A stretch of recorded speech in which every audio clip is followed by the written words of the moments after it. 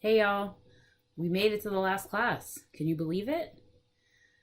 Today's topic is utopian fashion, and I think it, in lots of ways, reaches back to a lot of the ideas and topics we've been talking about all semester. And I really hope that our discussion, either if you join us on Zoom or you join us on the discussion boards, is going to be a way of tying some of these threads together and linking back to some of the ideas we started out with on day one of the semester.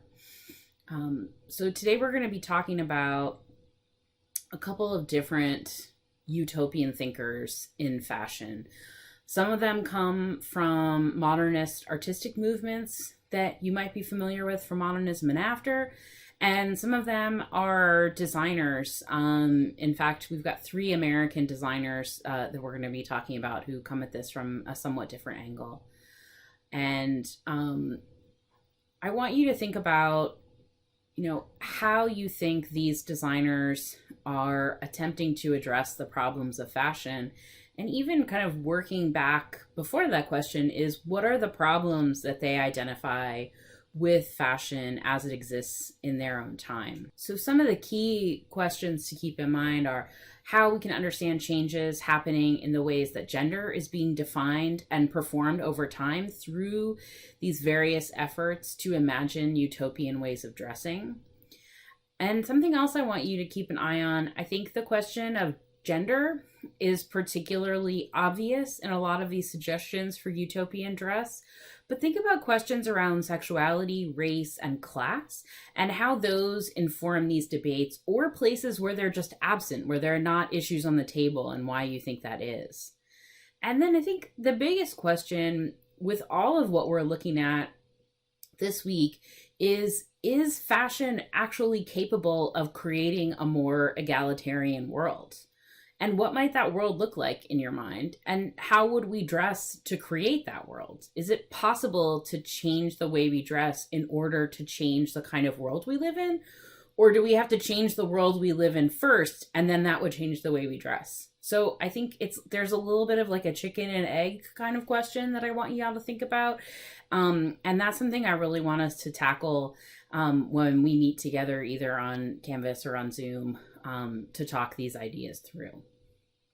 So I'm kind of going to present to you a lot of these different utopian ideas, and then leave it to you to start kind of connecting the dots when we come together, including the material, whatever primary source you chose to read for this week. But first, I want to remind you of where we've been, because it's been a long semester, right? So we started off the semester with the dress reform movements of the 19th century and thinking about ways that thinkers like Amelia Bloomer proposed changing fashion, specifically changing women's fashion, to address the needs of modern women in the 19th century. And if you remember back to the debate that we had, there were lots of different issues that those thinkers that you all represented had with fashion, whether it was its aesthetic values, whether it was fashion's restrictions that were placed on women, whether it was about practicality, whether it was about health. So there were lots of different ways that those thinkers framed this debate around fashion, but they focused, remember, particularly on women. And I remember I told you there were dress reformers who thought about what men wore, but not nearly as many as those who thought about what women wore. So the Bloomer's costume was one of the suggestions of that period that was tied specifically to the women's suffrage movement, both in the US and in Britain. And of course, we talked a little bit about then the women who were excluded from this kind of experimentation in terms of fashion.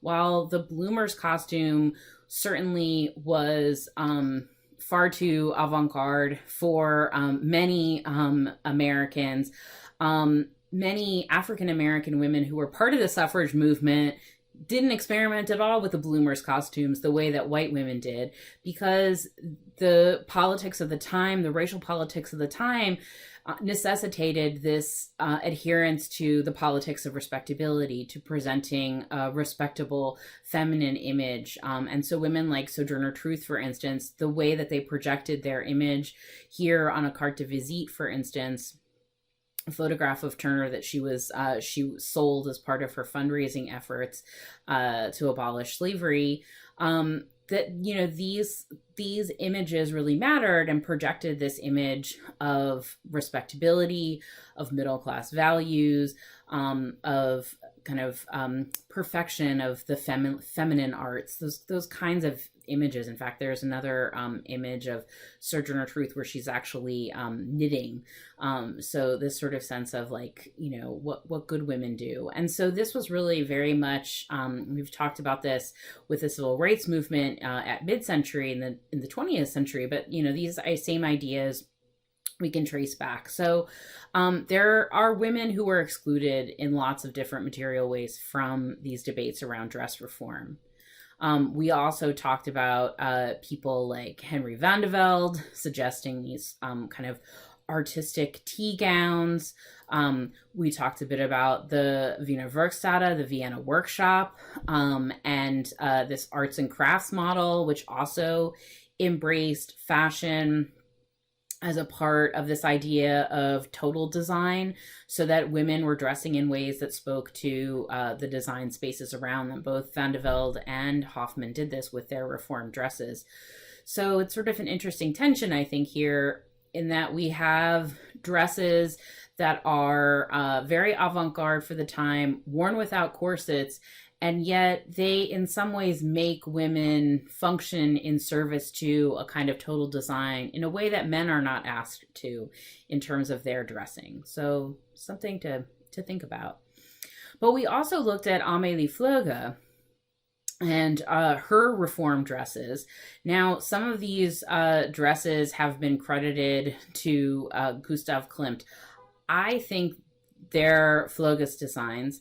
And that she used Klimt's name because of his cultural cachet in Vienna at the time. But in any case, very avant-garde styles that really use pattern and form as a way of abstracting the body. And Klimt and Floege, both in these caftans, showing you an early example of unisex style in Europe. So styles that are thoroughly unisex, I should say, in modern Europe. And Klimt, by the way, if you remember, I told you, wore nothing under his caftan, reportedly. But the style, of course, originates from North Africa and the Middle East. And you remember that I hope that the bloomers costume was also one that originated in Algeria, in North Africa, and that in that area of the world, and in Turkey. They were often called at the time Turkish trousers. So garments coming from those places, from places outside of Europe, outside of the US, offer different kinds of solutions and the potential for these unisex garments. I think what's unique about somebody like Floege is that, unlike someone like Paul Poiret, who leans into the connection with the quote-unquote Orient and uses this idea of Orientalism, Floege applies completely different pattern language to these styles. And so she adopts the shape and structure of the garment, but not for the purposes of creating a kind of Orientalist style. It's really for the purposes of a practical garment that lends itself to the sorts of patterns that she wants to experiment with. So in the 20th century, there are a number of different avant-garde groups that continue this exploration of how fashion might fit into their ideas about totally changing the world. And that's really what these modernist avant-garde groups set out to do, is to change the world. The Futurists are often talked about as the first avant-garde group to have a self-conscious manifesto. And this guy on the left, Filippo Tommaso Marinetti, with the fabulous mustache, is the one who writes it. And he, in fact, writes it in 1909 before there even is a futurist movement. There are no painters that are futurists before that. And he writes this in the hopes that artists will kind of sign up for what he's proposing. Giacomo Balla is one of the artists who becomes associated with the Futurists. And interestingly, in this painting of a streetlight, he actually backdates it to 1909. So it looks like he painted it in the same year as the manifesto. And of course he didn't. But what Marinetti was calling for was art to meet the 20th century, art that was looking to the future, art that was about speed and excitement, and also about nationalism. So it's important to remember that the Futurist movement was a proto-fascist movement, that Marinetti would eventually work for Mussolini. And then, in fact, Mussolini wasn't radical enough for Marinetti because he refused to denounce the Pope and cut ties with the royal family in Italy. And so Marinetti ultimately left the services or left working in service of Mussolini for that reason. But this is a group that was very much invested in what would ultimately become the fascist politics of Italy. And early on in the Futurist movement, there was a call by some of the members, including Giacomo Balla, for what he called anti-neutral dressing. And this is particularly keyed to this moment when Italy has not yet entered World War I, but is, there's the potential for them to enter World War I. And I can't remember if we have talked about this before, but this sort of curious moment on the eve of World War I when a number of different groups on all political sides of the spectrum are really excited about the possibilities of a war, not knowing, as we do, the terrible costs of that war.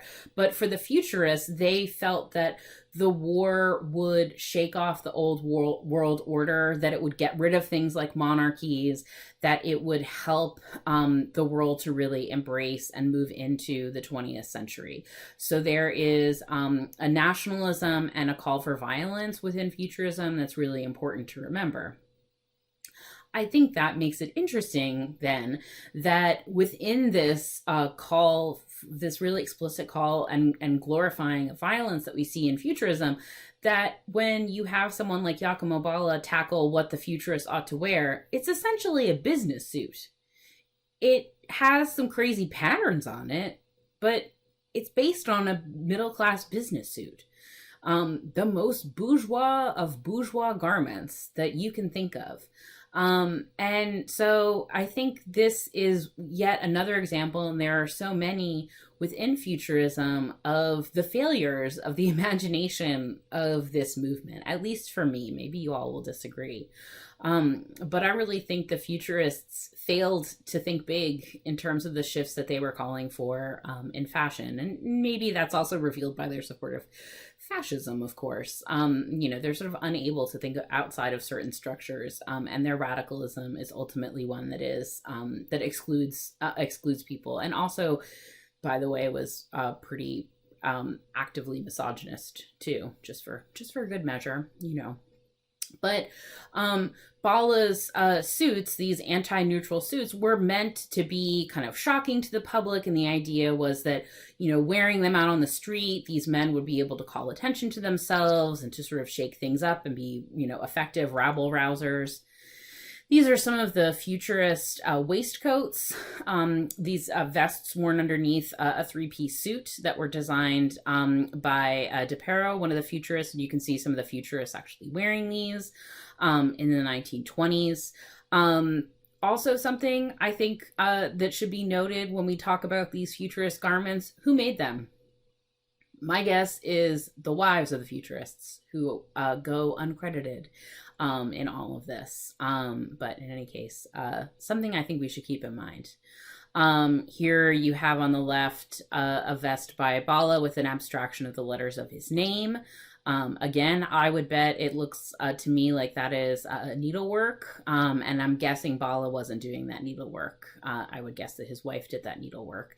And you can see one of his suits as well as him wearing it. And you can see the sort of play of himself in the suit alongside of his paintings. That would have been really exciting for him.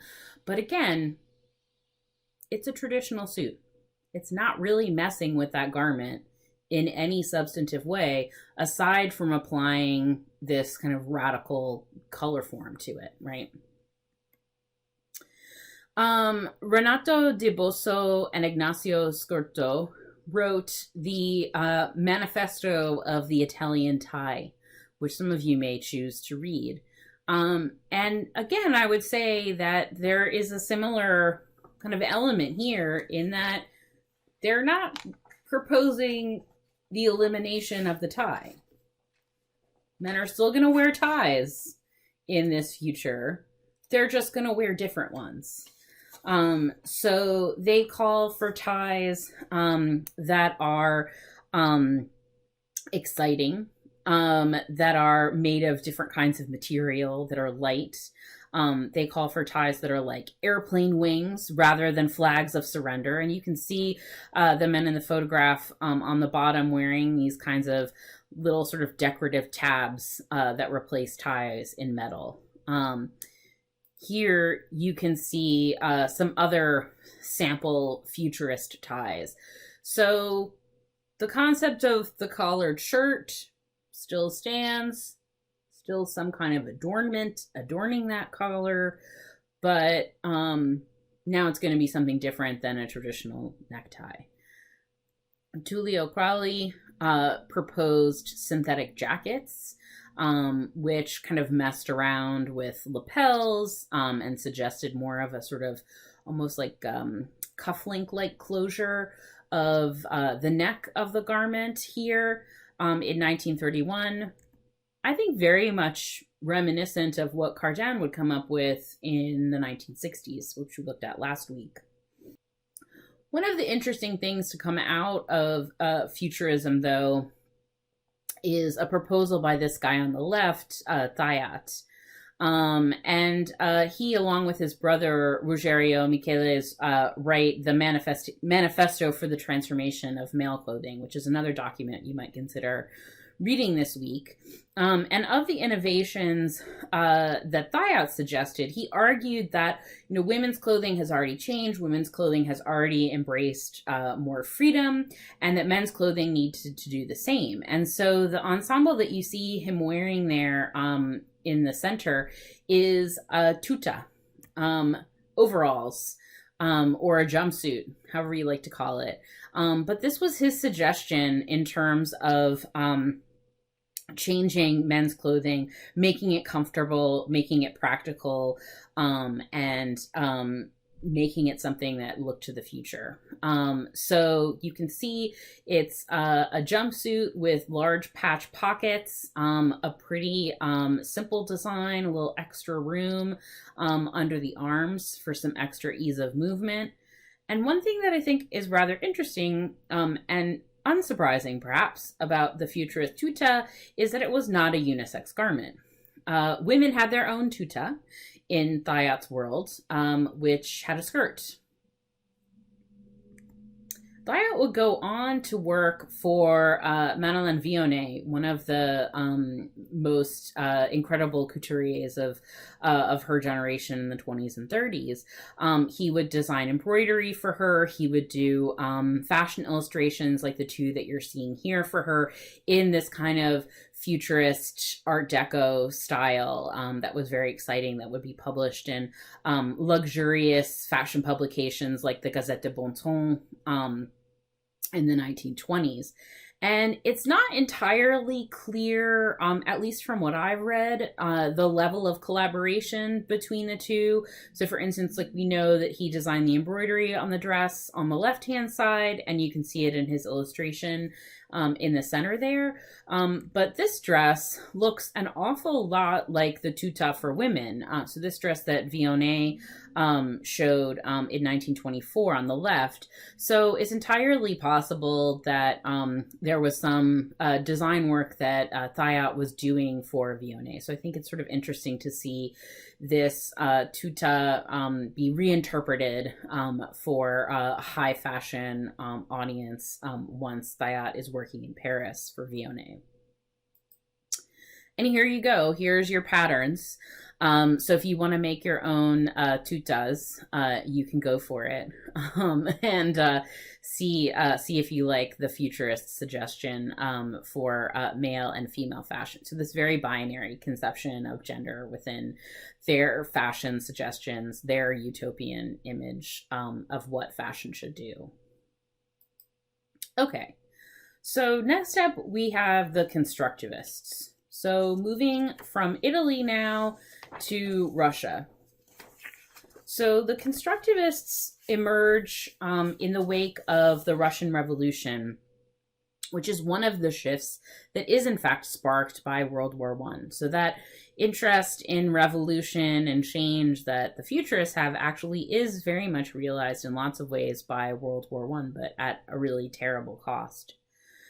So one concept I think you need to understand in order to grasp kind of where things go in Russia after the revolution with fashion is the idea of the commodity fetish.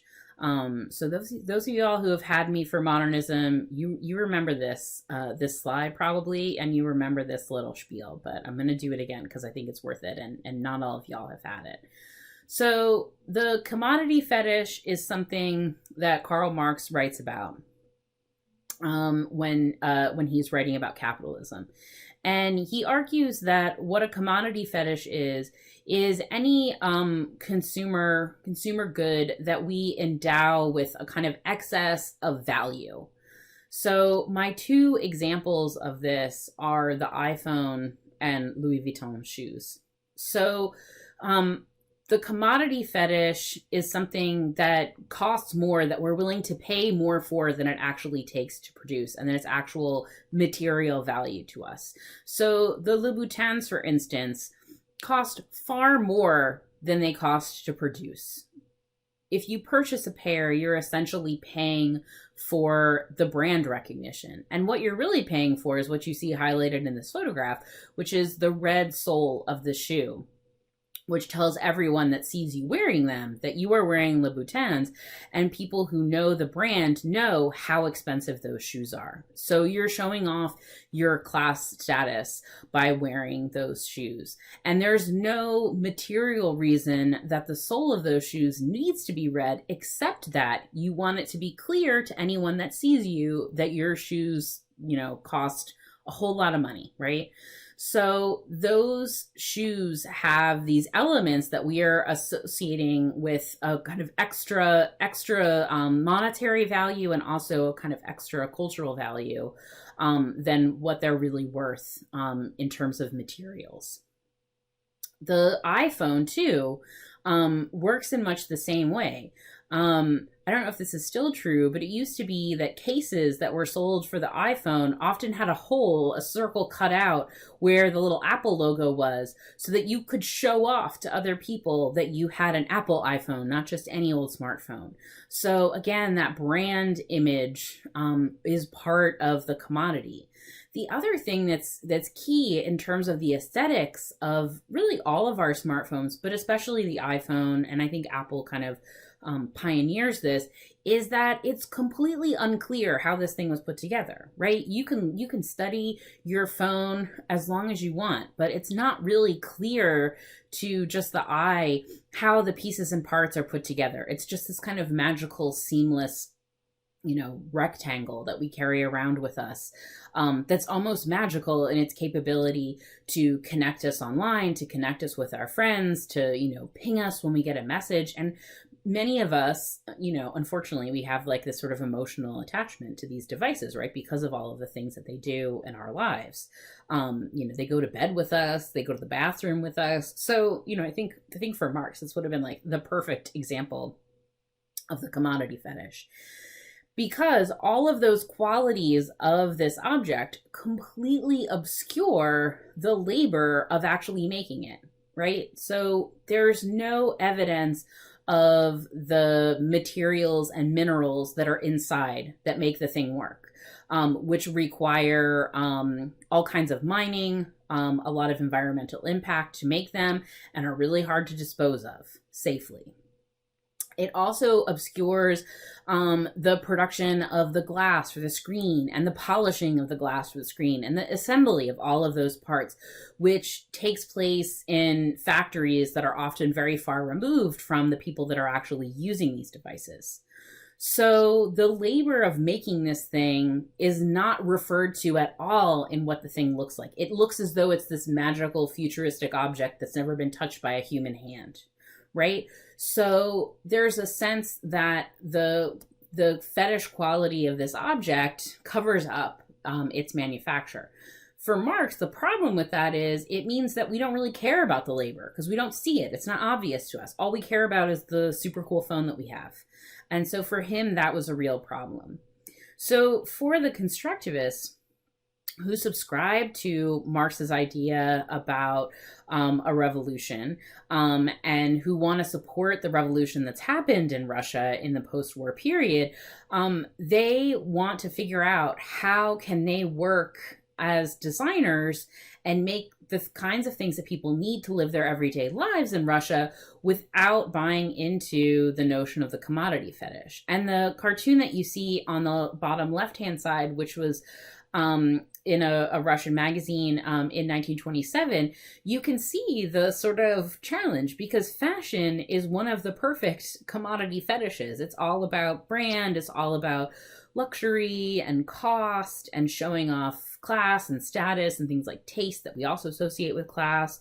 So on the bottom left, you can see the Workers' Club on the left of that image with women wearing sort of simple clothes. And then on the right, you can see the women who are dressed in these very loose garments. They're dressed like flappers, showing a lot of skin, dancing very close to men in the nightclub that's,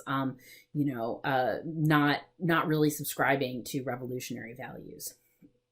So the other kind of introduction I want to give you in terms of thinking about fashion in the post-revolution period is from a popular film from 1939, which is one of my favorite movies.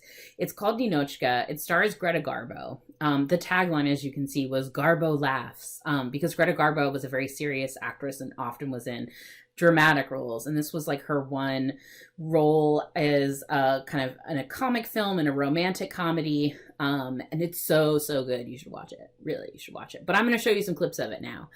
Because what I want you to see through a very, very Hollywood lens, let's just make that plain, but is this kind of problem articulated in a Hollywood movie, which was one that interestingly kind of fascinated Europeans and Americans. And there were a bunch of designers, including Elizabeth Hawes, who I'm going to talk to you about today, including Elsa Schiaparelli, who actually traveled to Russia in this period in the 1930s to sort of see what was happening in fashion there and to kind of advise on fashion in certain ways and participate in trade fairs and things like that.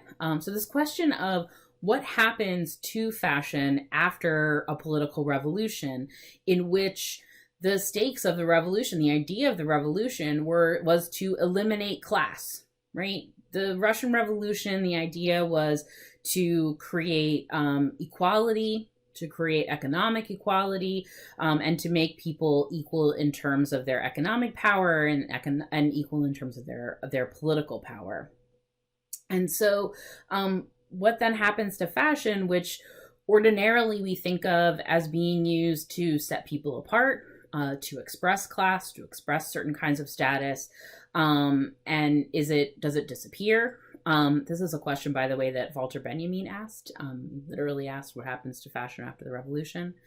And so I think Ninochka uses fashion as a means of tempting a woman who is dedicated to revolutionary politics. So Garbo plays a Russian woman who's come to Paris to try to get these jewels that a Russian aristocrat has escaped with after the revolution. And so she is there, and she meets her comrades who have been in Paris for a while. And I'm going to show you a short scene where she's getting off the train and meeting them.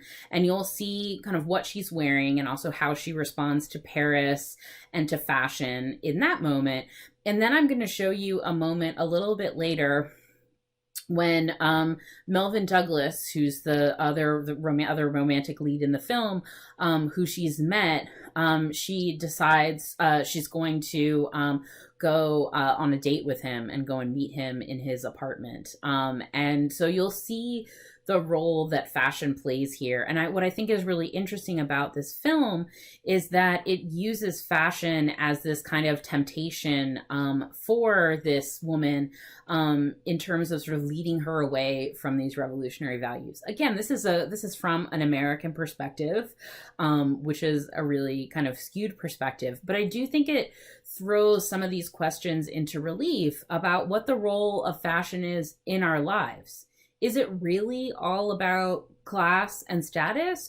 Or are there ways that we want to express our individuality through fashion? We want to express ourselves creatively through fashion. And what happens to those impulses? How does one address those impulses in a society which is egalitarian? And how do you reflect that egalitarianism through what people are wearing?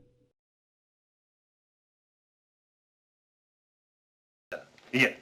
Au revoir. Misha! Misha! What's the matter? A telegram from Moscow. It must have been here all day. Halt negotiations immediately. Envoy extraordinary arrives Thursday, 5:20 p.m. with full power. Your authority cancelled here with Razinin. It is Thursday. It's 5 o'clock already. I always said it would be Siberia. Give me the desk, please. This is the Royal Suite, Ironov speaking. Listen, a special envoy is coming from Moscow today. He'll occupy the Royal Suite. Move our things to the smallest room you've got. Yes, right away, instantly. Pass me. Take it, please. Oh, this is a fine thing. Maybe we've missed him already. How can we find somebody without knowing what he looks like?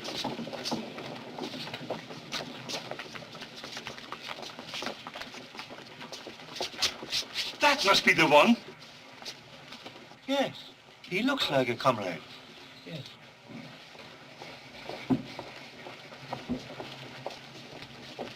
Hitler. No, that's not him. Positively not. What are we going to do now? I don't know. This is... We must have missed him. What's it? Be the one who sent on. I'm looking for Michael Simonovich Ironov. I am Michael Simonovich Ironov. I'm Nina Ivanovna Yakushova, envoy extraordinary, acting on the direct orders of Comrade Commissar Rosinin. Present with your colleagues. Comrade Bolyanov. Comrade. Comrade Kopalsky. Comrade. What a charming idea for Moscow to surprise us with a lady, comrade. If we had known, we would have greeted you with flowers. Don't make an issue of my womanhood. We're here for work, all of us. Let's not waste any time. Shall we go? Porter. Here, please. What do you want? May I have your bags, madame? Why? He's a porter. He wants to carry them. Why? Why should you carry other people's bags? Well, that's my business, madame. That's no business. That's social injustice. That depends on the tip. Allow me, comrade. No, thank you. Ticket, please. Ticket, please. Ticket. How are things in Moscow? Very good. The last mass trials were a great success. There are going to be fewer but better Russians.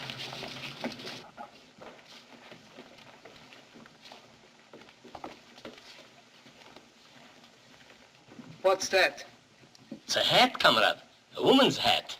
How can such a civilization survive which permits their women to put things like that on their heads? Won't be long now, comrades. Goodbye, comrade.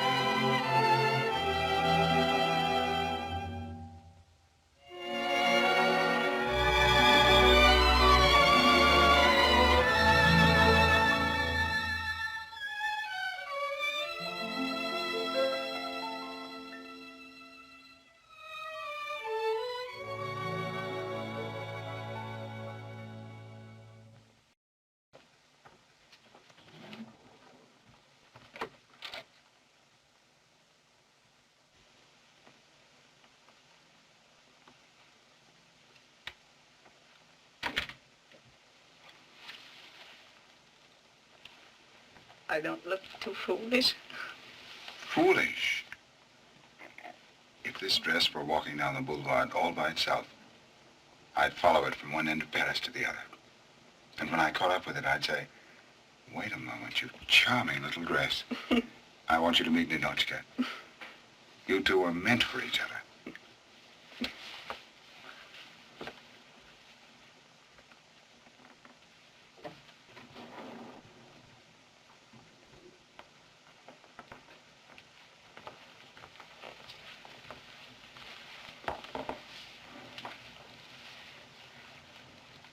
Remember this room?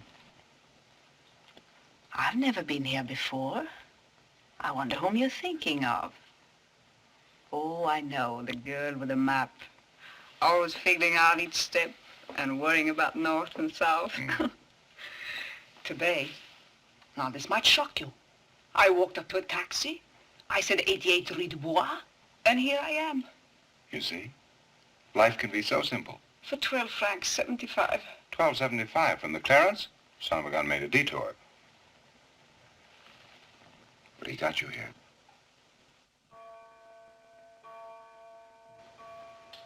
Okay, so I hope that clip from Ninochka kind of threw some of these questions at you and made you kind of think a little bit about some of the challenges for designers working in Russia after the revolution.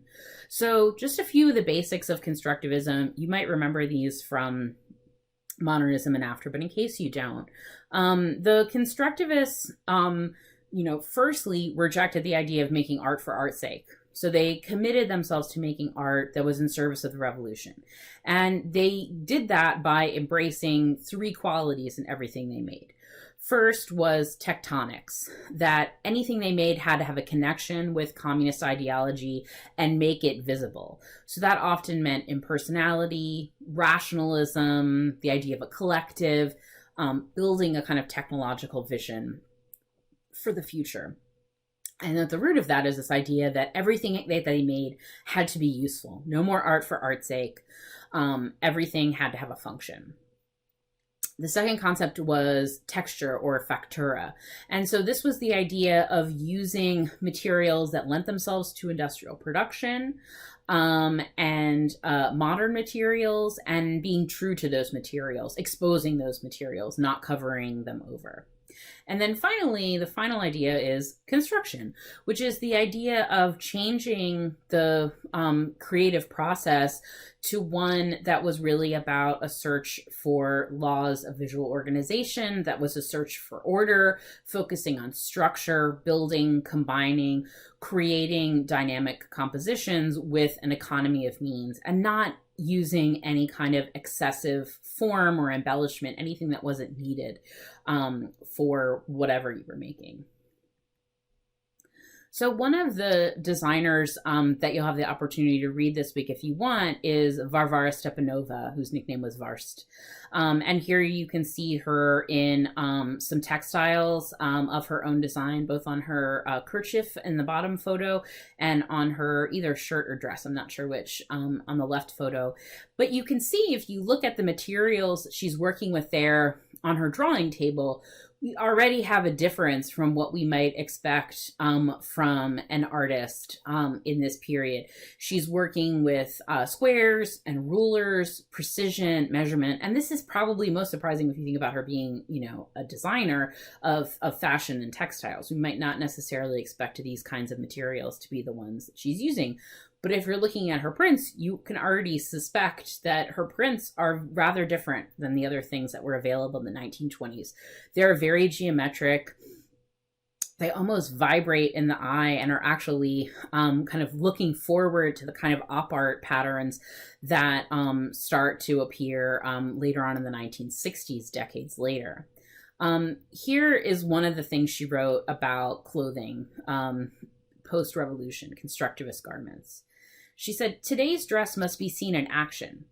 Beyond this, there is no dress. Just as a machine cannot be conceived outside of the work it is supposed to be doing. The seams themselves, which are essential to the cut, give the dress form. Expose the ways in which the dress is sewn, its fasteners, etc., just as things are clearly visible in a machine." So she argued for exposing how something works, this idea of transparency, which was very much at the root of all of the different design work that the Constructivists did in fashion. So the way that realized itself in terms of her patterns were these very straightforward prints. Very, very different from what you'd have seen in typical fashion of the period, which is floral prints, embroidery and embellishment, much more stylized and detailed kinds of prints. Very different from the kinds of designs that she was making. She was working on prints like these alongside of Lyubov Popova, her fellow constructivist colleague. And what's really interesting about the work that they did in terms of textile printing is that this is one of the few constructivist projects from the 1920s, which was this brief moment when these kinds of experimental projects were allowed within the government structure before there was a real clampdown on artistic production in the period afterwards, particularly when Stalin came to power. But these prints were actually very successful. Many of the other constructivist projects never really got off the ground, but Stepanova and Popova partnered with a factory that printed calico cotton and were able to successfully have many of their designs printed on fabric that was actually available for sale in stores in Russia. So it was a unique project in that it actually got off the ground, and you can see some of the kinds of patterns that they made. So very different from other patterns, other prints that were being produced for garments in the 1920s. And the silhouettes too that Stepanova produced were rather different. So here you can see some sportswear that she produced in the 1920s. Not produced at large scale, I should say, not as large as the designs for textiles, but more for like plays and events and things like that these were produced for. On the right hand side, you're seeing a reconstruction of what one of these costumes might have looked like, and I have a couple of different images.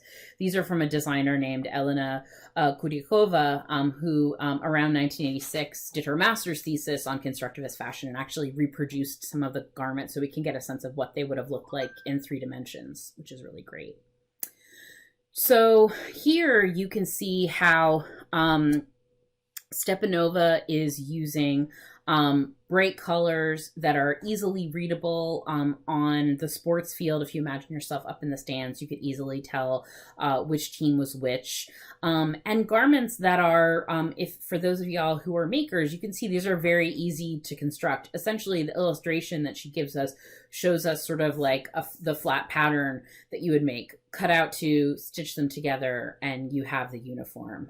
So very simple. And you can see here some of these photos for these sports costumes that essentially it really is just these 2 flat pieces with the pattern, I think perhaps actually appliqued or stitched into it, but relatively simple with a drawstring or an elastic waist.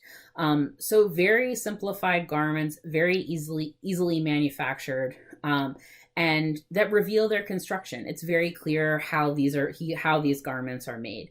Also, unisex garments, right? These are ensembles that were intended both for women as well as men. Here you can see the jumpsuit that Stepanova designed alongside of Alexander Rodchenko. The intent was for this to be mass manufactured, although that didn't happen. But Rodchenko certainly cuts a dashing figure in it.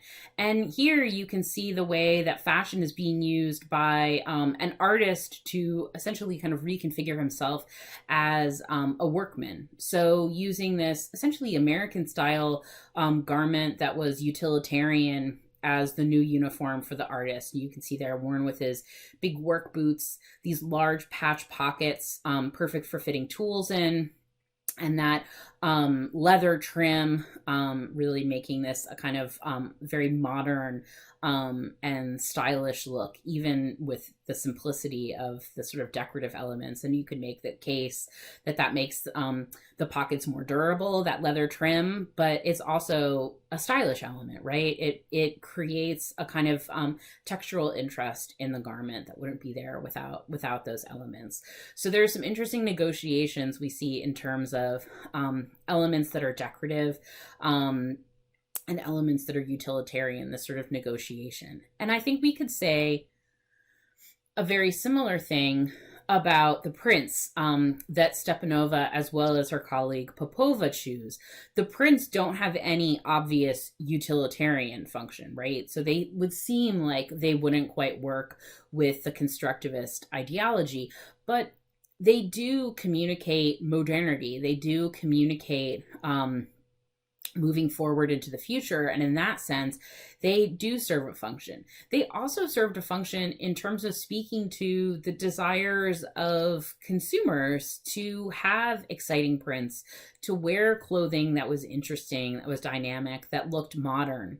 If you remember back to the first week of class, one of the things that we talked about when we defined fashion was that fashion is a way of dressing that defines you as modern, as part of the moment that you're in, right?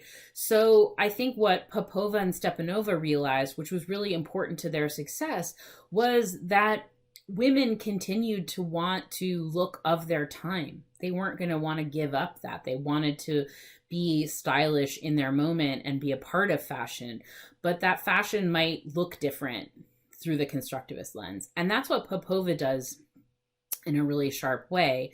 I'm giving you all a bit of an argument by the brilliant art historian Christina Kyer, who has written a lot about constructivist design in this period. And she argues, Christina Kyer, that what Popova does is to make a flapper dress that is a constructivist one. Her article is called The Constructivist Flapper Dress. And the things that Kyer draws our attention to in her argument are the ways that this garment is constructed. So if you look at both of these, they both have these kind of big, giant, almost like handkerchief-like looking collars. If you look at the dress on the left, so you've got Popova's original design on the far left, and then in the center, again, we have a reconstruction, but the reconstruction is really helpful because we can see how that neck is constructed. Pardon the pun. So those of y'all who are sewers, you know that if you usually would approach making a neckline, you would want to tuck that excess fabric, that seam allowance that we see kind of as a ruffle on the top, that would usually be tucked in on the wrong side of the fabric, so we wouldn't see it. But Popova exposes that. She exposes that seam allowance. She shows us how the dress is constructed.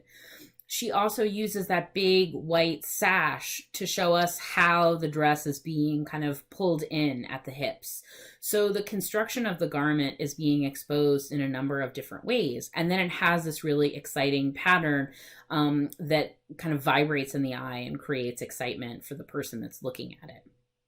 On the right-hand side, you can see one of her illustrations for these garments. And here again, the illustration style itself is exposing the construction of the look, because essentially what Popova does is show the constructed nature of fashion images. You can see that her figure is extremely long, has these giant shoulders that almost look like a coat hanger or something, and these impossibly long arms. Then this tiny little pinhead made from a cutout picture. So this is a photo montage. And then the car pasted on, kind of zooming in from the right-hand side. And what this illustration does is draw our attention to the ways that fashion illustrations are always abstracting bodies. They're always idealizing them, as in the same way that fashion photography is. And fashion photography did this way before Photoshop, I promise. There was retouching and all sorts of things. So whenever we're looking at a fashion image, we're always looking at a kind of idealization of the female body. So what Popova does in her illustrations is to exaggerate that, to show that. And through using collage, she's able to underline that idea of construction, so that she's not selling women this impossibly perfect image, she's kind of elbowing them and saying, like, you and I both know that this image isn't really real. You and I both know that this dress isn't going to give you a fast car, too. It's not going to suddenly allow you to, like, zip around the city and be super modern. But it is an exciting design. It is part of the modern moment in the same way that this car is. And it might be an interesting look to add to your wardrobe. So the point of what the Constructivists were trying to do, all of them, and what we can see in Popova's work here, is this kind of negotiation of not duping the consumer through these glossy images into fetishizing a commodity, but rather showing them the design, showing them that they're not hiding anything from them, and just sort of offering this as a possibility. And here I'm showing you some roughly contemporary images from a Russian women's magazine, which show the drop waist silhouette that was popular in the period, which you all remember from our classes on the 1920s, which you can see Popova totally exaggerates, right, in her fashion illustrations. One of the other fascinating designers from the Constructivist movement, who's almost sort of adjacent, I would say, to Constructivism, is Lamanova.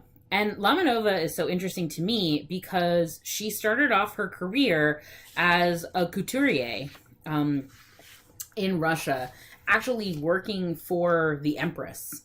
And, you know, kind of surprising that she decided to stick around post-revolution. She could have done what many people who were in the upper classes and who worked for the upper classes as she did, which was to flee, you know, flee to Paris or something like that. But instead she stays and ends up participating in life post-revolution. So these are some of the kinds of dresses that she was making in her career before the revolution. And then after the revolution, she starts to produce ensembles like these. And in fact, what she's really producing are patterns for them. So she publishes several designs created especially for home sewers in a book called Art in Everyday Life, which was published in 1925. And these designs used really accessible handicrafts that were being kind of supported and supplemented by the government at the time to create work for women.